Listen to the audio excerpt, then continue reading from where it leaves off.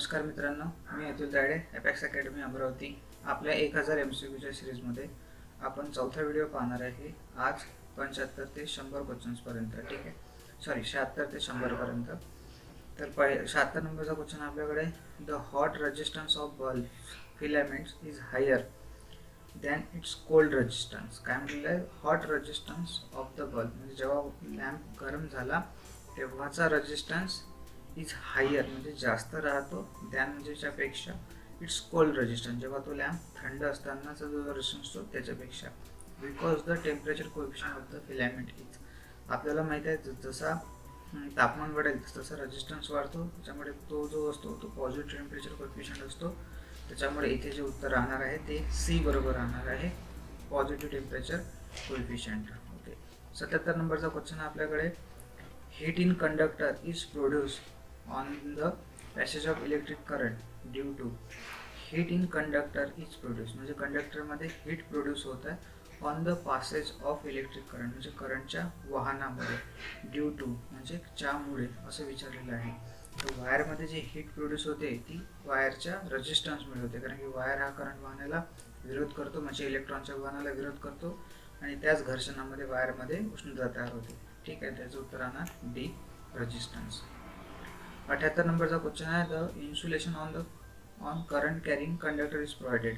ठीक आहे, असाच प्रश्न एक अगोदरच्या व्हिडिओमध्ये गेलेला आहे. The insulation on current carrying conductor म्हणजे वायरवरील जो करंट आहे त्याच्यातून करंट पास होत आहे, कॅरिंग कंडक्टर आहे, त्याच्यावर जे इन्सुलेशन लावलेलं आहे इज प्रोव्हाइडेड म्हणजे ते काय प्रोव्हाइड म्हणजे काय देते असं विचारलेलं आपल्याला, provided.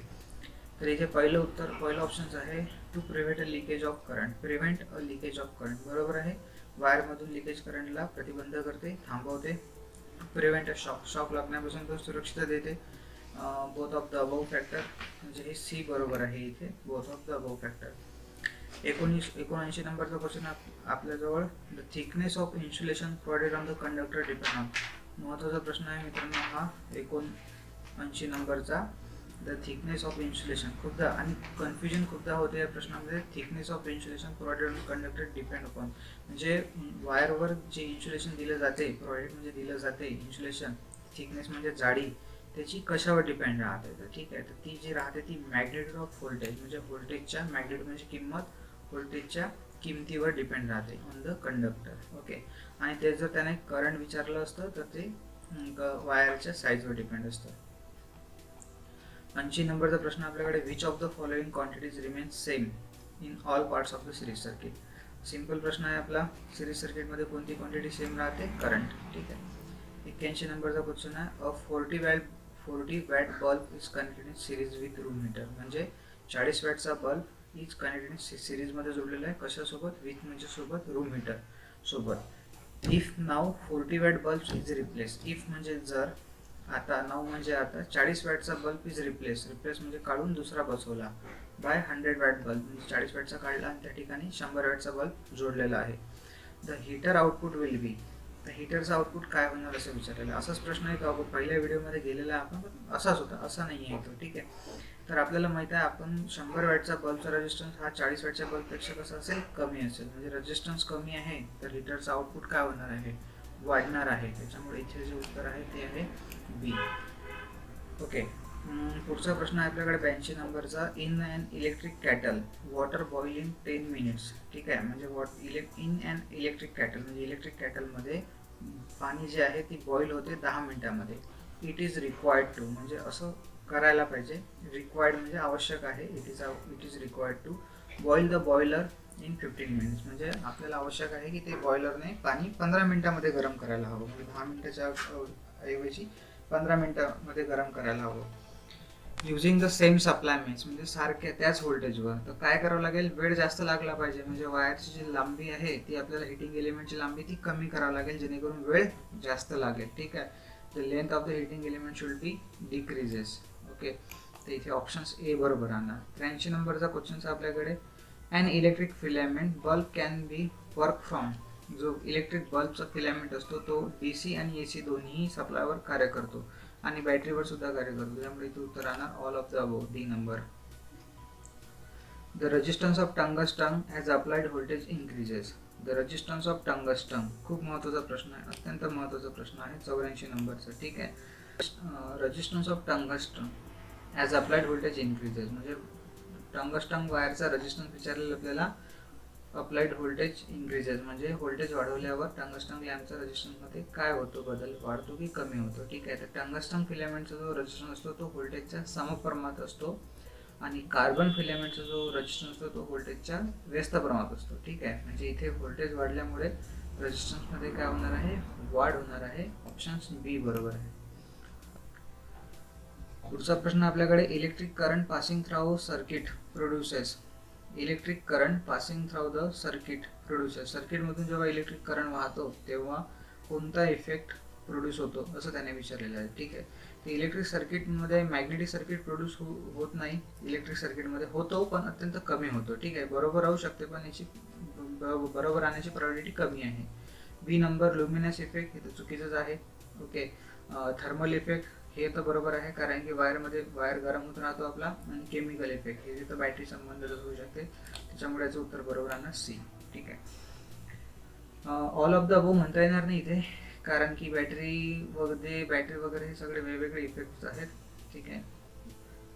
Resistance of material always decreases if resistance of material always decreases, म्हणजे वायरचा जो रेजिस्टन्स आहे, मटेरियलचा जो रेजिस्टन्स आहे हा ऑलवेज नेहमी डिक्रीज होतो किंवा जेव्हा तापमानामध्ये वाढ झाली तर. ठीक आहे. तर टेम्परेचर ऑफ मटेरियल, काय म्हटलेलं आहे, रेजिस्टन्स ऑफ मटेरियलचा रेजिस्टन्स ऑलवेज डिक्रीजेस. ठीक आहे. बरोबर आहे. तर वायरचं जर आपण पॉझिटिव्ह टेम्परेचर कोएफिशियंट रेजिस्टन्स जर म्हटलं तर तापमानामध्ये वाढ झाली तर रेजिस्टन्समध्ये वाढ होते, तापमानामध्ये घट झाली तर रेजिस्टन्समध्ये सुद्धा घट होते. ठीक आहे.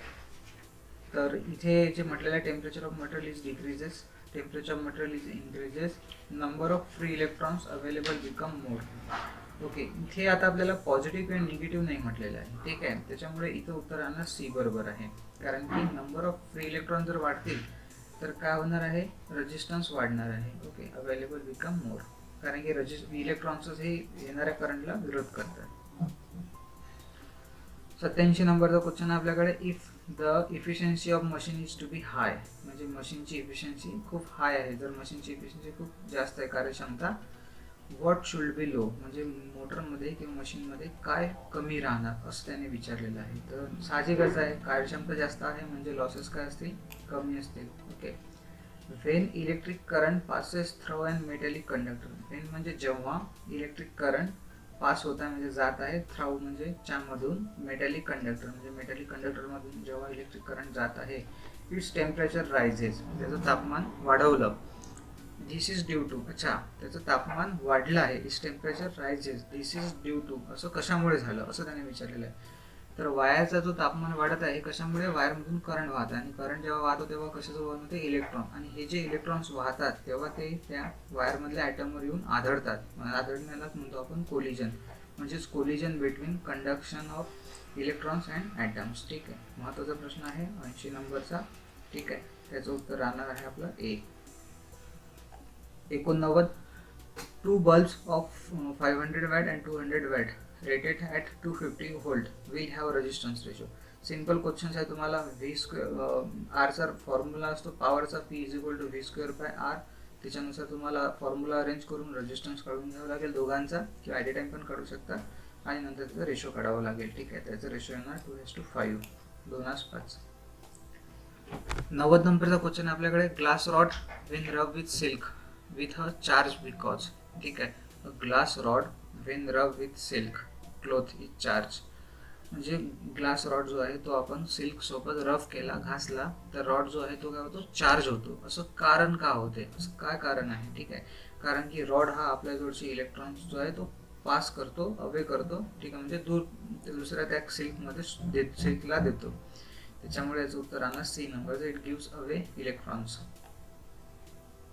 91 number, whether circuit may be, whether म्हणजे असं कोणतंही. ठीक आहे. वेदर सर्किट मे AC और DC, म्हणजे सर्किट AC असो किंवा DC असो. Following is most effective in reducing the magnitude of current, म्हणजे करंटच्या मॅग्निट्यूडला कमी करण्यासाठी, म्हणजे रिड्यूस म्हणजे कमी करण्यासाठी, इफेक्टिव्ह म्हणजे कारणीभूत कोण असते, जास्त कारणीभूत कोण आहे. तर करंटला कमी करण्यासाठी मेन कारणीभूत आहे रजिस्टर. ठीक आहे, म्हणजे जर वायरचा रेजिस्टन्स किंवा रजिस्टर लावलेला असेल तर.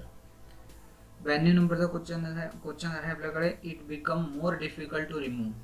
ठीक आहे, इट बिकम मोर डिफिकल्ट महत्त्वाचा क्वेश्चन आहे 92 नंबरचा. ठीक आहे, इट बिकम मोर म्हणजे खूप कठीण आहे. ठीक आहे, दूर करण्यासाठी. ऑप्शन्सवरून समजावं लागेल आपल्याला प्रश्नाला. Any electrons from the orbit, first electron from the orbit, second electron from the orbit, third. तर third electron from the orbit म्हणजे का, कारण याचं उत्तर आहे डी.